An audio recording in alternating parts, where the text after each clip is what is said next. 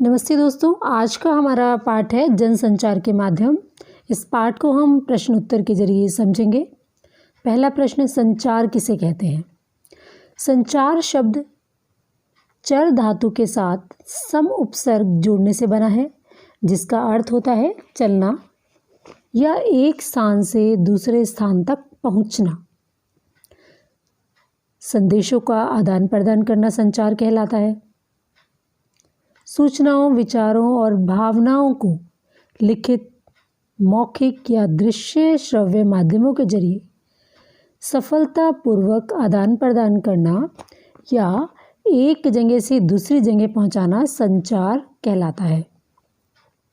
अर्थात जब हम सूचनाओं का, विचारों का, भावनाओं को या लिखकर या मौखिक बोलकर या दृश्य श्रव्य माध्यमों के जरिए अर्थात टीवी आदि के जरिए एक स्थान से दूसरे स्थान पर पहुंचाते हैं सफलतापूर्वक, तो वह संचार कहलाता है। दूसरा प्रश्न है, संचार के माध्यम से आप क्या समझते हैं? संचार के माध्यम, जब संचार प्रक्रिया को संपन्न किया जाता है तो उस प्रक्रिया को संपन्न करने में जितने भी सहयोगी तरीके होते हैं या हम उपकरण इस्तेमाल लाते हैं वो संचार के माध्यम कहलाते हैं।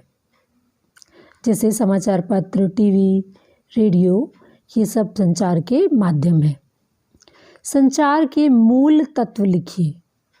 संचार के मूल तत्व, पहला तत्व है संचारक, जो समाचारों को पहुंचाता है, स्रोत्र भी कहते हैं। दूसरा इसका तत्व है एन्कोडिंग या कूटीकरण। सूचनाओं को कुछ चिन्हों के माध्यम से बांधने को हम एन्कोडिंग कहते हैं। संदेश, जिसे संचारक प्राप्तकर्ता तक पहुंचाता है और यह संदेश कुछ माध्यमों के जरिए पहुंचता है। माध्यम वो होते हैं संदेश को प्राप्तकर्ता तक जो पहुंचाते हैं, वो माध्यम कहलाते हैं, जैसे ध्वनि तरंगे, टेलीफोन, समाचार पत्र, रेडियो, टीवी आदि। प्राप्तकर्ता, जो समाचारों को प्राप्त करता है। डिकोडिंग कर संदेश को जो प्राप्त करने वाला होता है वह प्राप्तकर्ता कहलाता है। फीडबैक, संचार प्रक्रिया में प्राप्तकर्ता की जो भी प्रक्रिया होती है वह फीडबैक कहलाती है। शोर, इस प्रक्रिया में जो भी बाधाएं आती हैं, जो भी रुकावटें होती हैं, समाचारों के आदान प्रदान के समय जो रुकावट होती है उसे शोर कहा जाता है। अगला प्रश्न है, संचार के प्रमुख प्रकारों का उल्लेख कीजिए।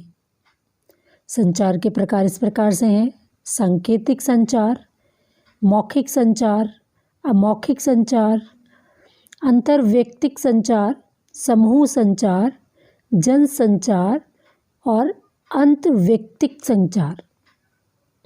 प्रश्न 5, जनसंचार से आप क्या समझते हैं? प्रत्यक्ष संवाद करने की बजाय किसी तकनीकी या यांत्रिक माध्यम के द्वारा समाज के एक विशाल वर्ग से संवाद कायम करना जनसंचार कहलाता है।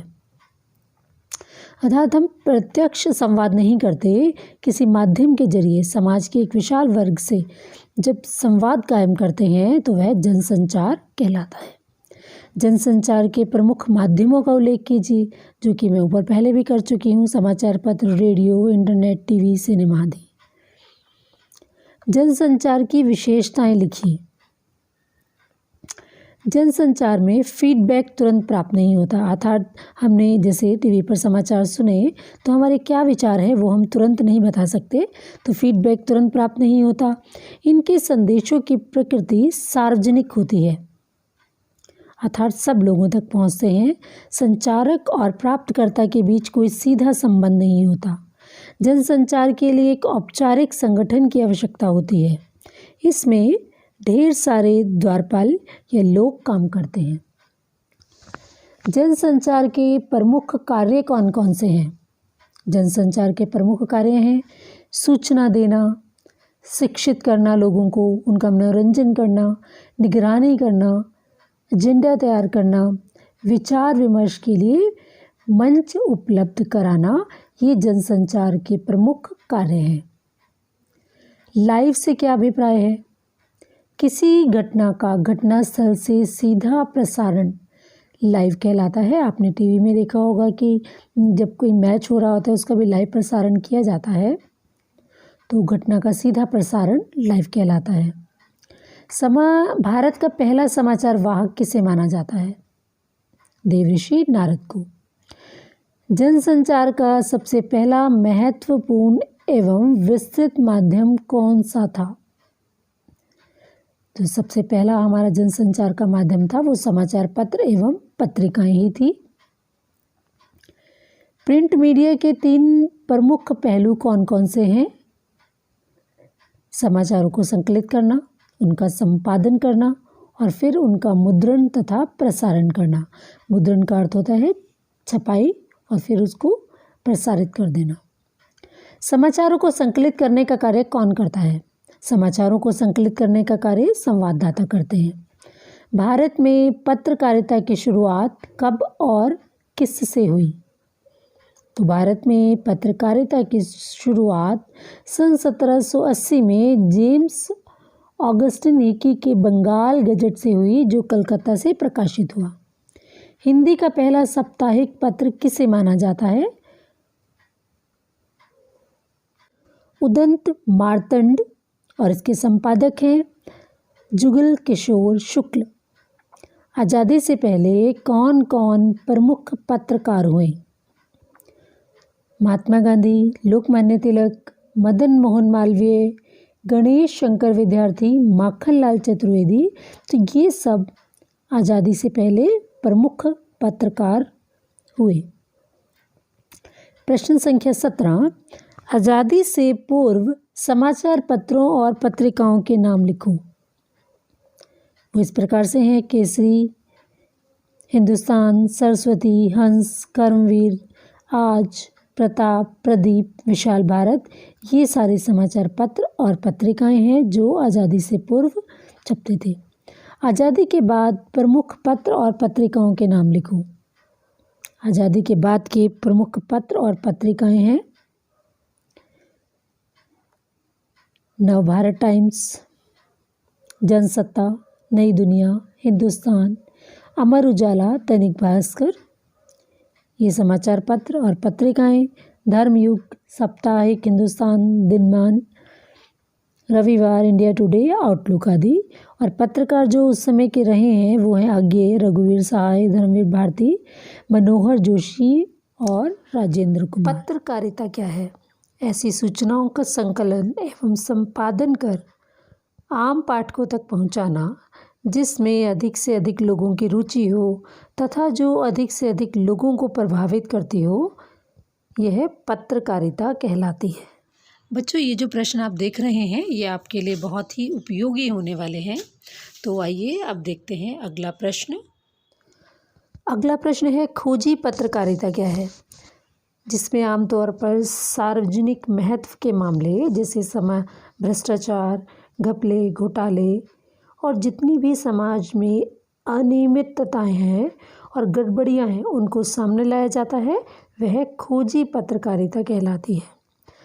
वॉचडॉग पत्रकारिता किसे कहते हैं? सरकारी कामकाज पर पैनी नज़र रखते हुए गड़बड़ियों के संबंध में पत्रकारिता करना वॉचडॉग पत्रकारिता कहलाता है। एडवोकेसी पत्रकारिता किसे कहते हैं? किसी खास मुद्दे पर या विचारधारा पर जनमत तैयार करने की मुहिम के लिए की गई पत्रकारिता एडवोकेसी पत्रकारिता कहलाती है। पीत पत्रकारिता किसे कहते हैं?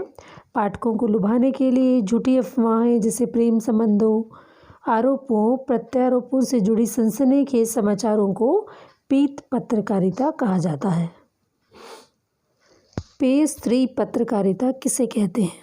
ऐसी पत्रकारिता जिसमें फैशन, अमीरों की पार्टियां, महफिल और जाने माने लोगों के जीवन को उजागर किया जाए, ऐसी पत्रकारिता पेज 3 पत्रकारिता कहलाती है। अगला प्रश्न है, विशेषीकृत पत्रकारिता क्या है? किसी विशेष क्षेत्र की जानकारी देते हुए उसका विश्लेषण करना विशेषीकृत पत्रकारिता है। डेडलाइन से आप क्या समझते हैं? समाचार माध्यमों के लिए समाचारों को प्रकाशित करने के निर्धारित समय को डेडलाइन कहते हैं। उल्टा पिरामिड शैली किसे कहते हैं? यह कितने भागों में बटी है?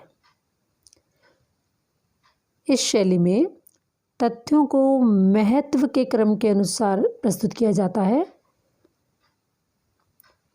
जिसे सबसे पहले अधिक महत्व के समाचारों को रखा जाता है, उसके बाद कम महत्व की सूचनाओं को घटते क्रम से रखा जाता है। तो इस शैली को उल्टा पिरामिड शैली कहते हैं। डिकोडिंग क्या है? डिकोडिंग का अर्थ है अस्पष्ट संदेश में निहित अर्थ को समझने की कोशिश करना, यानी कि जो संदेश स्पष्ट नहीं है उसमें जो अर्थ छिपा हुआ है उसको समझने की कोशिश करना ही डिकोडिंग कहलाता है। यह एन्कोडिंग से उल्टी प्रक्रिया है। इसमें संदेश प्राप्तकर्ता प्राप्त चिन्हों व संकेतों के अर्थ निकालता है। फीडबैक किसे कहते हैं? समाचार प्रक्रिया में संदेश प्राप्तकर्ता द्वारा दी गई प्रतिक्रिया को फीडबैक कहते हैं। यह सकारात्मक और नकारात्मक दोनों प्रकार की ही हो सकती है। अर्थात जब समाचार दिए जाते हैं, जिनको वो समाचार मिलता है, उनकी प्रतिक्रिया क्या है, उसको हम फीडबैक कहते हैं। अगला प्रश्न है, शोर क्या है? संचार प्रक्रिया में आने वाली बाधाओं को शोर कहते हैं। यह शोर मानसिक से लेकर तकनीकी और भौतिक हो सकता है। इसके कारण कोई संदेश अपने प्राप्तकर्ता तक अपने मूल रूप में नहीं पहुंच पाता। अगला प्रश्न है, फीचर क्या है? फीचर एक प्रकार का सुव्यवस्थित, सृजनात्मक और आत्मनिष्ठ लेखन है। बीट का क्या महत्व है? इससे समाचार पत्र के प्रकाशन एवं पाठकों के पठन में सुविधा होती है। बीट से। आलेख किसे कहते हैं? किसी विषय पर सारगर्भित एवं आलोचनात्मक लेख आलेख की श्रेणी में आता है। तो ये जनसंचार के माध्यम के कुछ महत्वपूर्ण प्रश्न उत्तर थे। इसी तरह की और भी वीडियोस मैं आपके लिए लाती रहूँगी। धन्यवाद।